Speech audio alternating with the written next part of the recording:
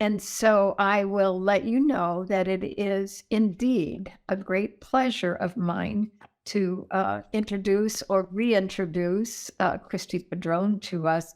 Our section today is one on open educational resources.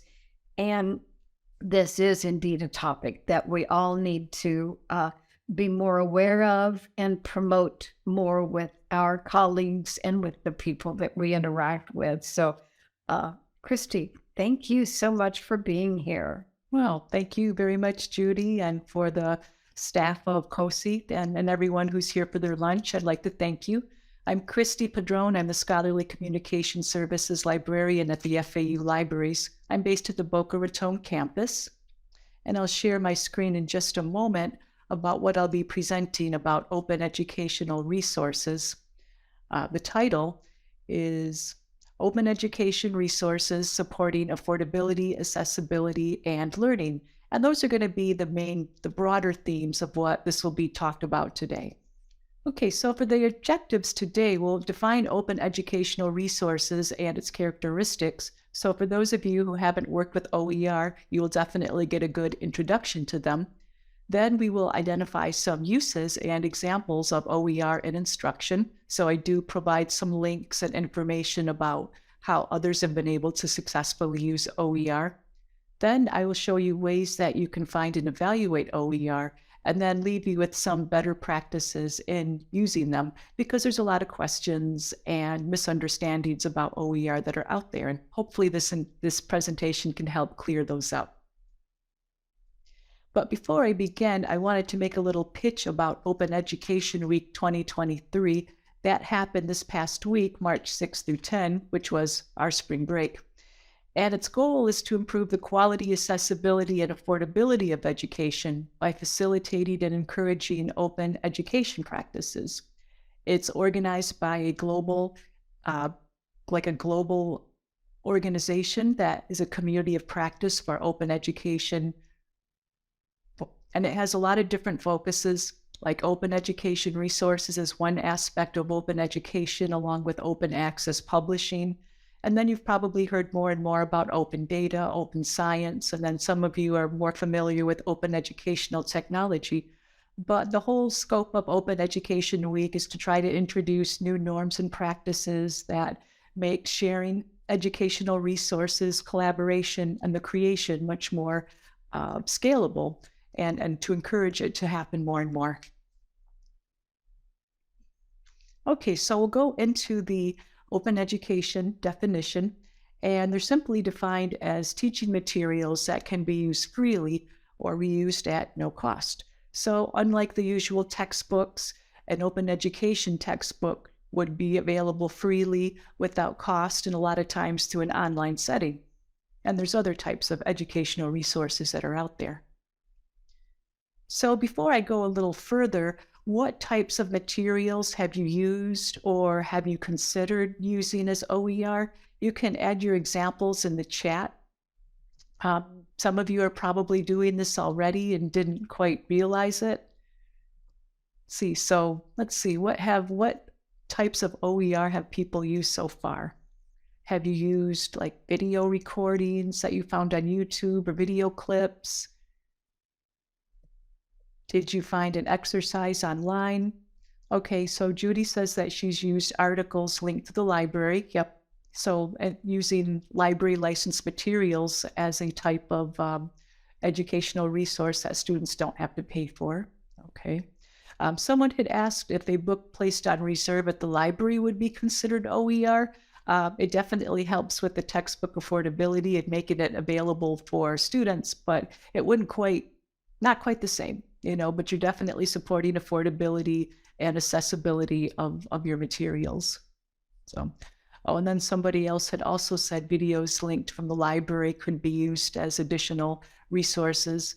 And then another person, Lori, had said books, videos, and question banks that she probably found online. So there's a lot of different types of materials that could be used as open educational resources, and we'll elaborate on those in just a moment. So As I mentioned, OER can be textbooks. Like for instance, in this slide, we've got the OpenStax, which is a very large provider of open textbooks that we currently have. If you go to the OpenStax website, you can see the variety of textbooks that they have there. That a lot of people may use images for their open education resources. That is, like they have a content and they want to use an illustration or image for it. And then, of course, a lot of people can use videos and multimedia for their open education resources. Here on the lower left side in the red, I've got an introduction to open education resources, which was a YouTube video that I found that really explained it nicely to faculty and instructional audiences. But then you could also use primary sources as an open education resource. Let's say you want the students to take a look at a primary document held by the Library of Congress, for instance. You could do that. You could also use open education resources that come in the form of learning objects. I had a really amusing online demonstration of probability by using the game Plinko, where students input a little disc or something like that through nails that kind of goes all over, and you don't really know where it's going to go downwards or which number it's going to hit. And then you've got slides, you've got simulations, practice problems, and quizzes could also be open education resources that you could use. And then, of course, there's cartridges, courseware, and then course cartridges that you could use that are open educational resources. Somebody created them and allowed people to use them. Just to give you a quick example of a cartridge, this OpenStax Anatomy and Physiology textbook has a course cartridge that an instructor or professor can get access to and then integrate some of those assignments into their learning management system. And then, of course, data sets, and then data can also be considered an open education resource for those of you who want your students to work with data. I see that in the chat. Let's see, it looks like Larry Miller, okay, I think it was Lori. Yes, Lori Rebarb, the FAU Libraries, posted a link to a primary sources library guide that's available for you all to use. There's links to, okay, oh, Larry Mello, our librarian, okay, sorry about that. But there's a link if you're interested in learning more about primary sources that are out there made by our government documents and one of our librarians who also has a history background. Okay, so next we'll go into some characteristics of OER. So OER materials and learning objects are openly available and usually online.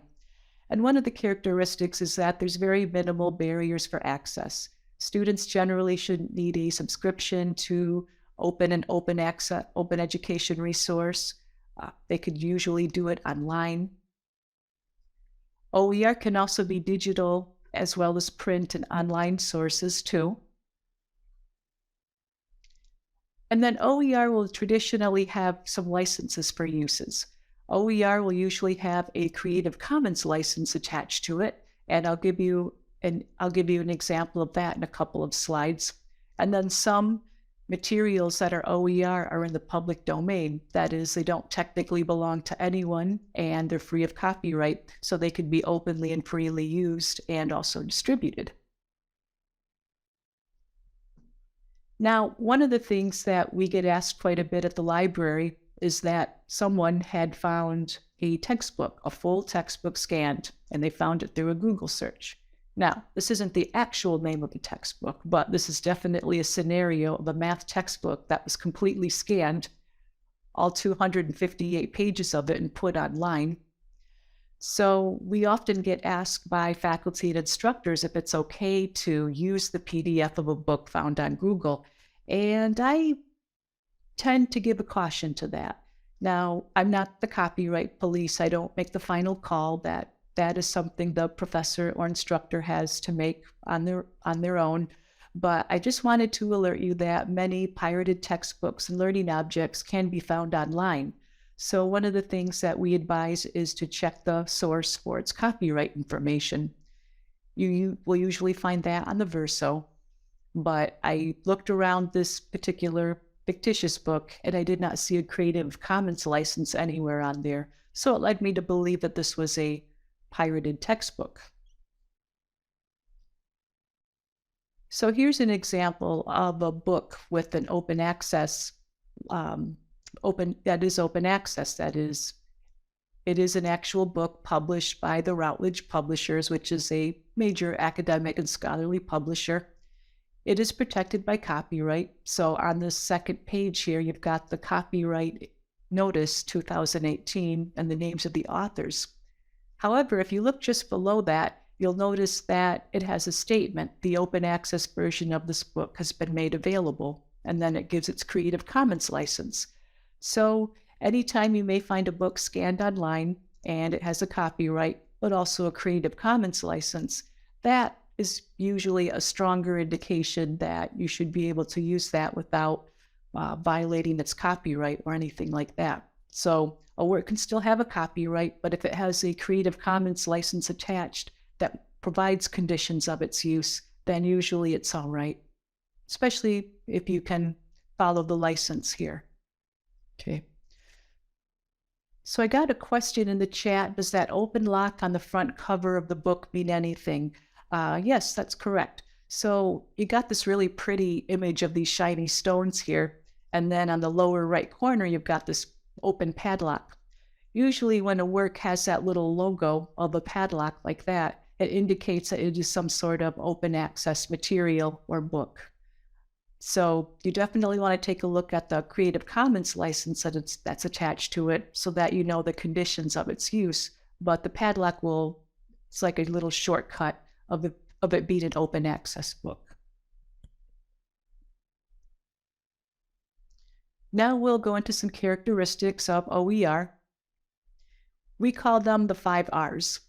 The 5 R's that let a work be retained. So if you find an OER online and it has and the Creative Commons license allows you to do it, you can actually download it and keep it for yourself if you want to. You could also reuse it and be pretty confident that you're not going to violate its copyright. Now, certain Creative Commons licenses on OER does allow you to revise it as long as a Creative Commons license does not have the no derivative condition attached. You can add content to it or change it depending on your need. And also on that same vein, you could also remix it as long as it doesn't have a no derivative condition attached to its license. And then another very significant aspect of OER is the ability to redistribute it. So if you find something that's open access, has the Creative Commons license, you can easily redistribute it to your students or your class if need be. So one thing they like about OER is that it can easily be shared. So once again, just going back to that example of the marketing management book that's open access, here we have the copyright, but then it has the open access version of it. Okay, so here's something that I really like to emphasize to faculty, and this is the part about why use OER. Now, I understand that the pandemic's really disrupted a lot of things all around.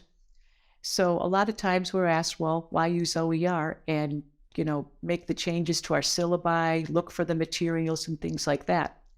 Well, one reason and one thing that instructors who do use OER have to say is that they can curate a variety of materials. So of course you got the textbook with the readings that the students do need to read, but maybe the students could use an audiovisual supplement or complement to what they're reading. So instructors like it because they can add a lot of different types of materials to the students, and the students might be able to really grasp the content a little better. They can customize the course content too, and then, like I said, combine both textually and visually based works. OER could also include content that's not covered in the learning materials or textbooks.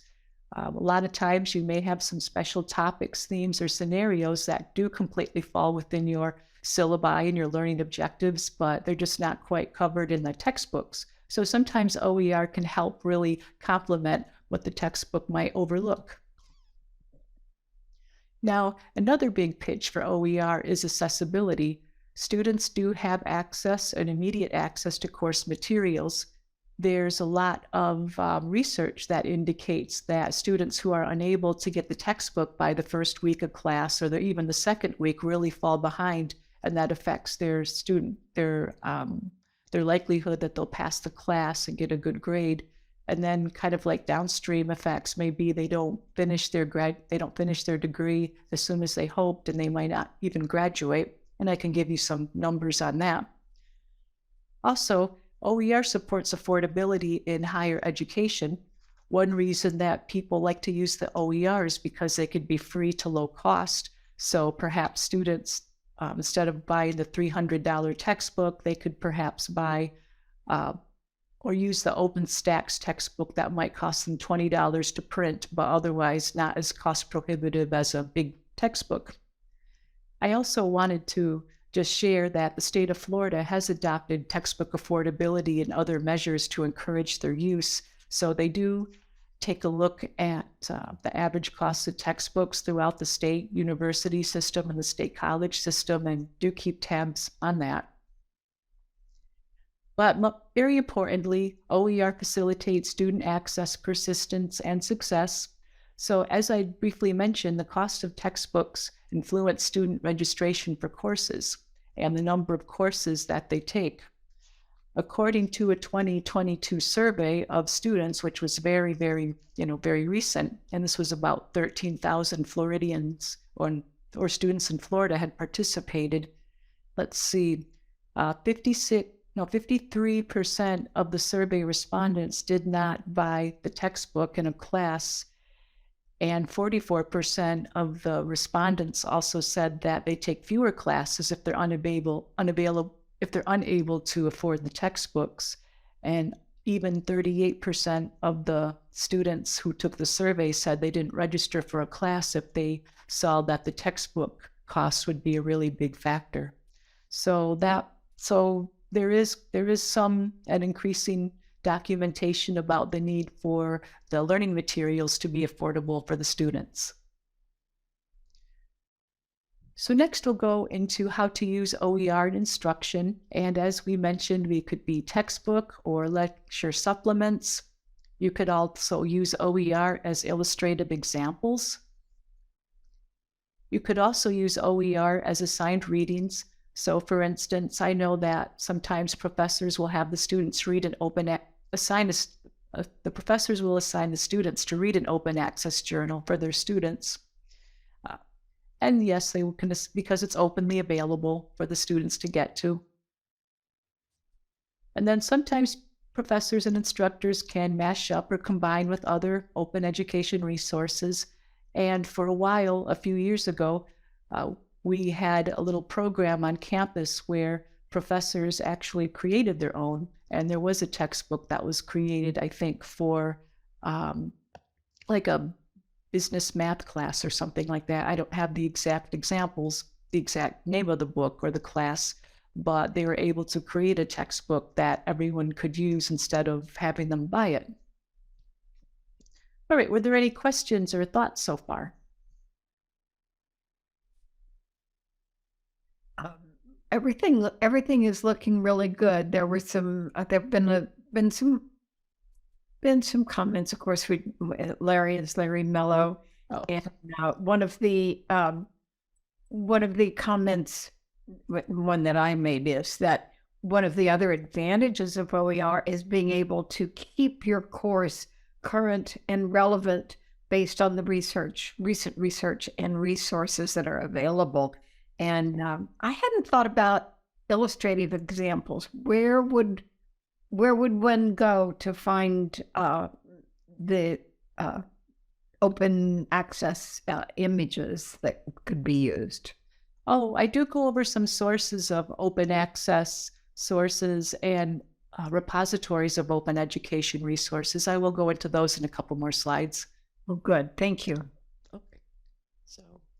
Okay, so in this slide, we just gave some examples of where OER is used. I think in the student life skills class or the first semester freshman class, they're taking a look at using OpenStax's College Success textbook in lieu of their $55 textbook that they had. I mentioned that interactive simulation to teach probability.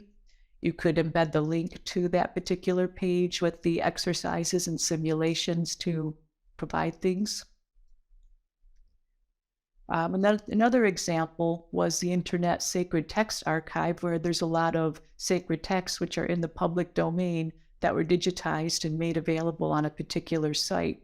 So an instructor had added this particular link to her syllabi because it was for a literature class, and the students were often reading references to these sacred texts, so that she wanted her students to have something readily available for them to look at, and they may not be as familiar with it.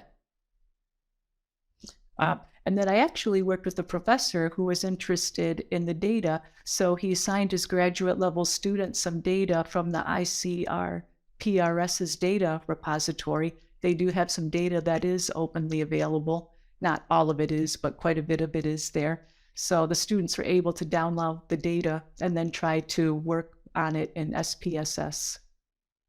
And Kristy, we have a couple of comments. I don't know if you want to address them now or wait until you get to another question time.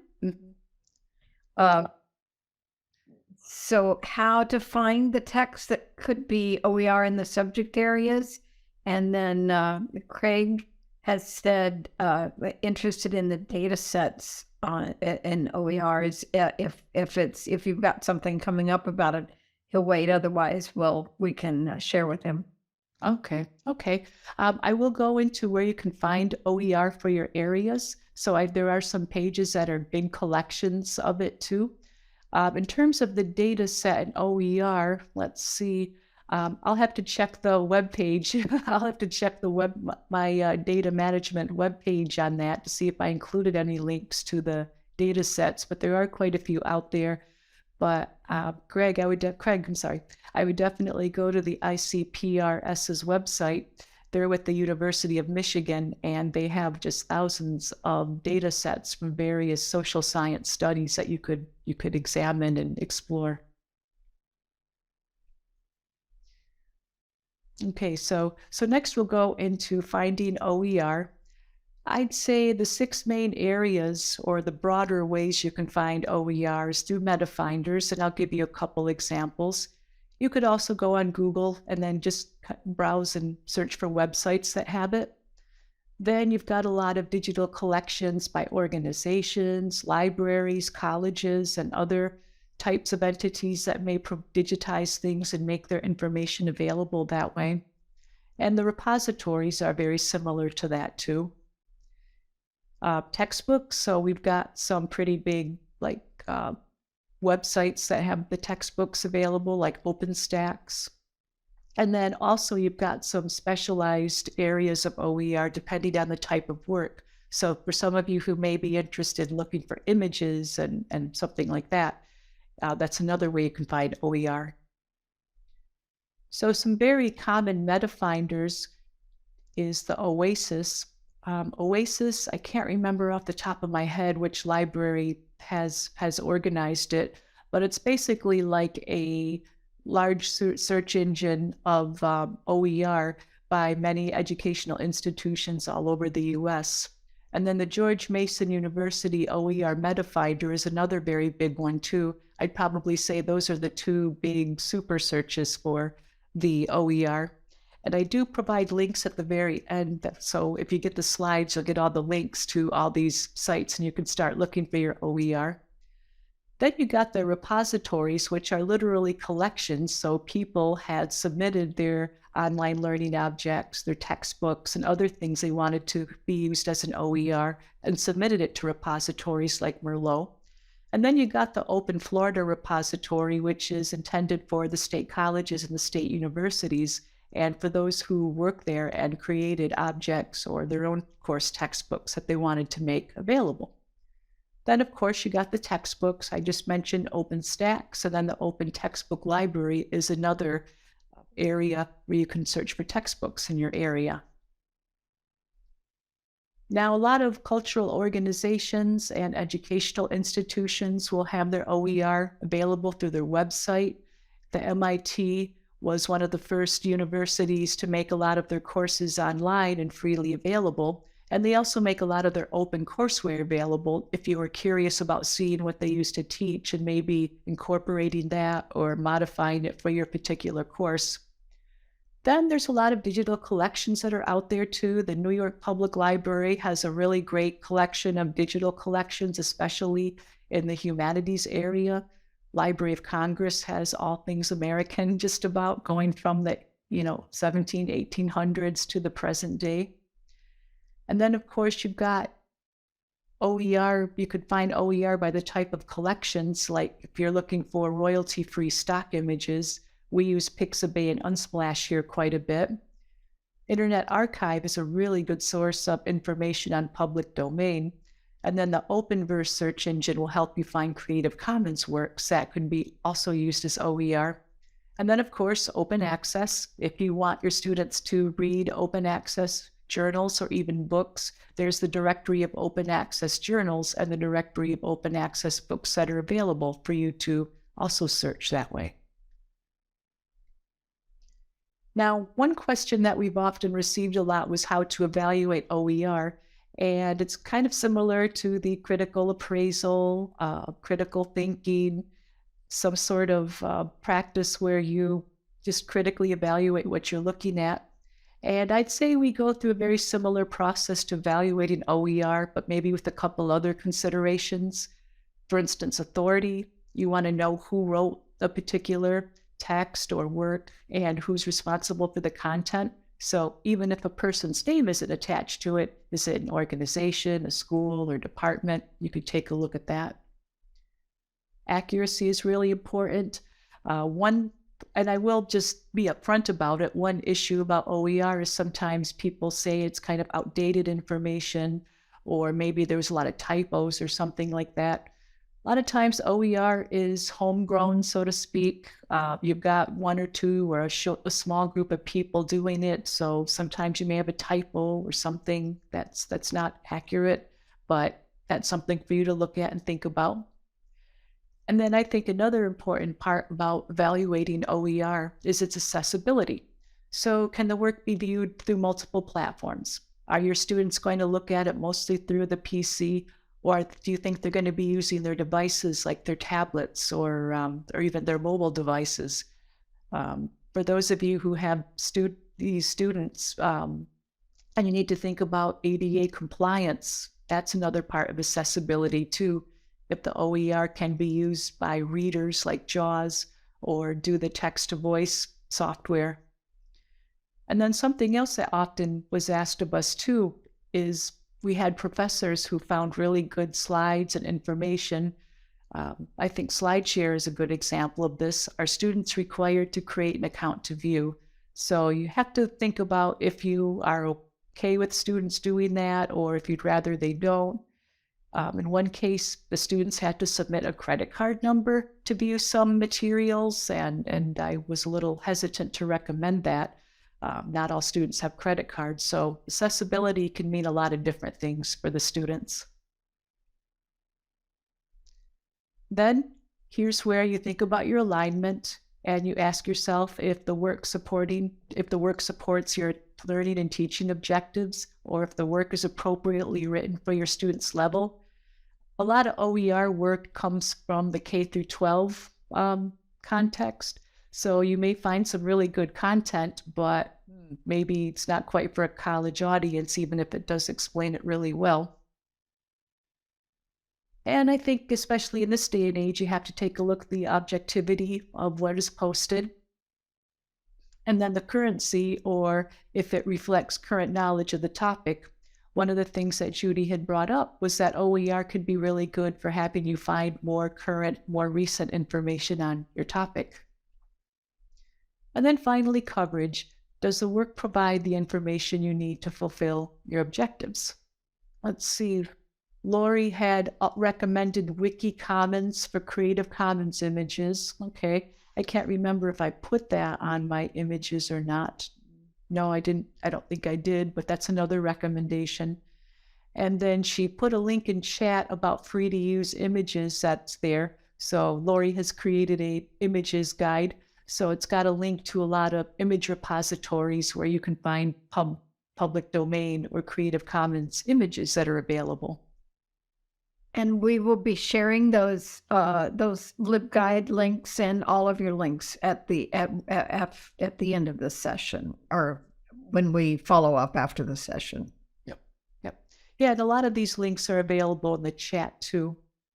Oh, and then she made a mention of the free resources guide that's available. She just makes a note to be sure to check the copyright if you want to share it, but it could possibly be a good source of open education resources. So speaking of evaluating OER, this is what I found.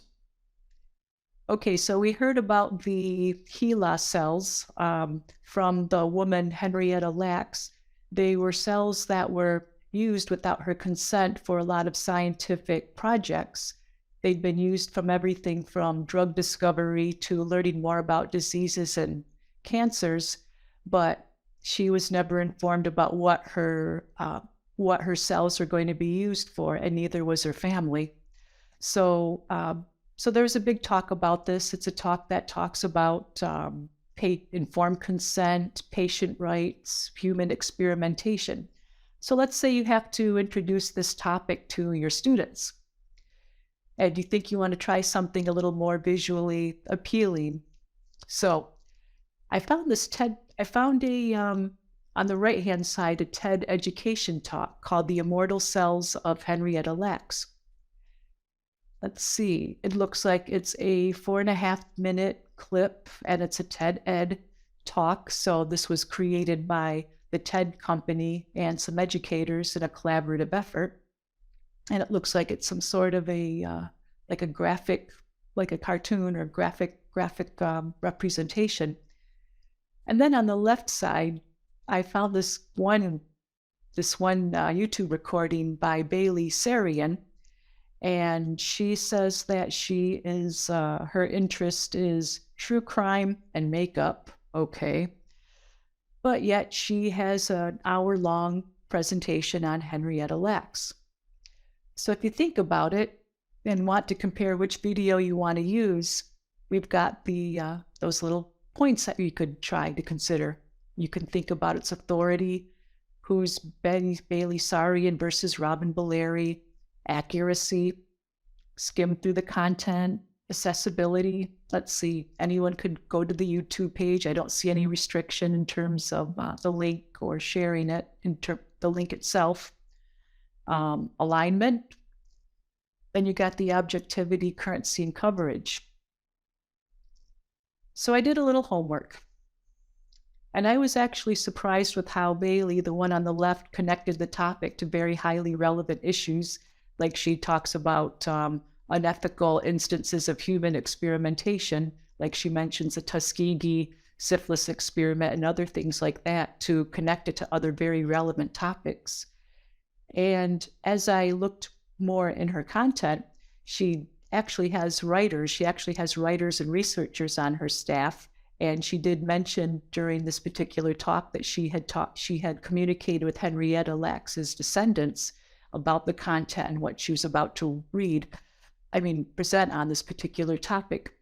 So I thought it was really interesting. I mean, it's an hour long, but it was offbeat, it was entertaining, but it was factual, and kind of had a very podcast-like presentation. And people like listening to podcasts nowadays for whenever they're doing anything.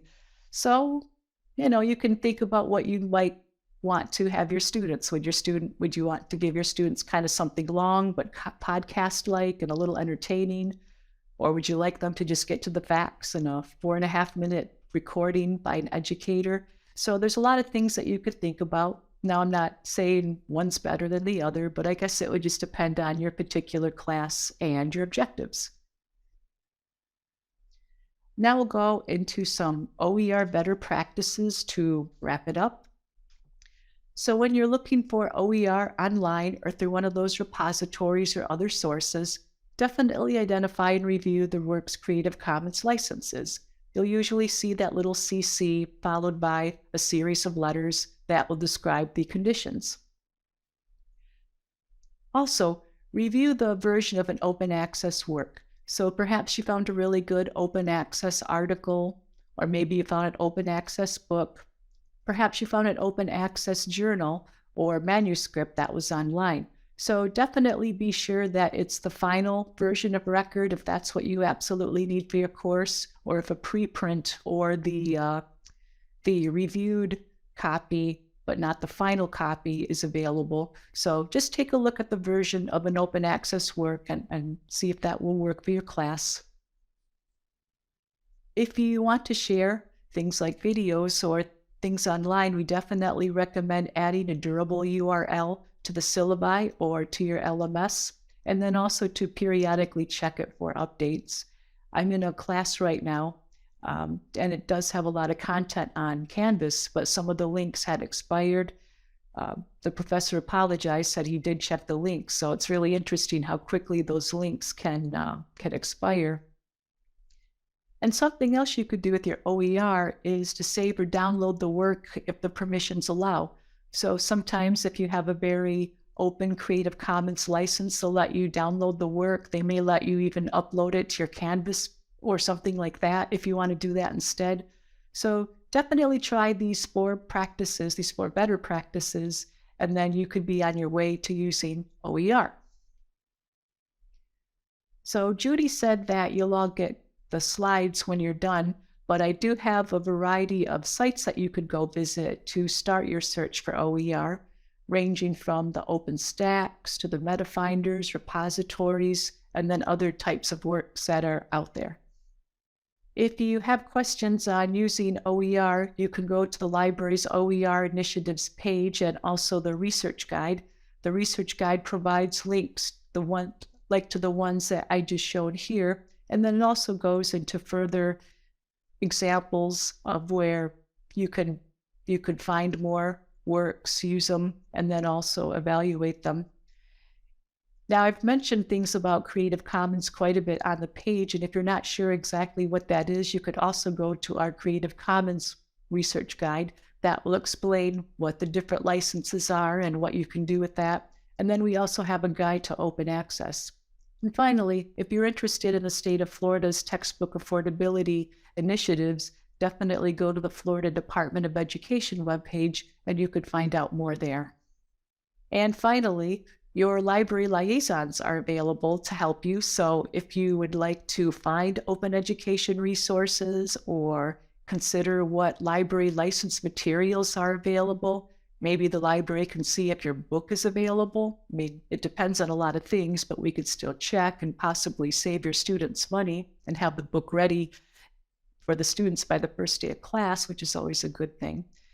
And then finally, you can contact me at my office or my email, and I could also help you get started too. All right, so that will conclude my part of the presentation. I can answer any questions in the time we have left. Lori has a question. Are there listservs that deal with OERs that one could subscribe to? There are a variety of listservs that are out there. Oh my gosh, I wish I could name them off the top of my head. I know that the Open Education Global has their own listserv that they have. The Florida Virtual Campus has an OER listserv. So if you do a search for FLVC OER listserv, you can get onto that. So those are 2 that come to my mind right away. Perfect. So maybe we can add that when we send out the follow-up information. Okay, I'm writing that one down. Yeah. And she mentioned something called Spark, SPARC. Oh yes, Spark is an organization that looks at promoting open access and open education resources. So yeah, I think it's called sparkopen.org. So that's another place where people could get more information on open access and also other types of materials that support OER. Thank you. And if any of the rest of you have any resources to share on this subject or questions that you would like, I started to say us, that you would like Kristy to respond to, please don't hesitate to reach out. So I could open up my video. So this has been wonderful, Kristy. I never meet with anybody from the library, but what I don't learn something new every time. And I think that's a wonderful, wonderful way of being colleagues.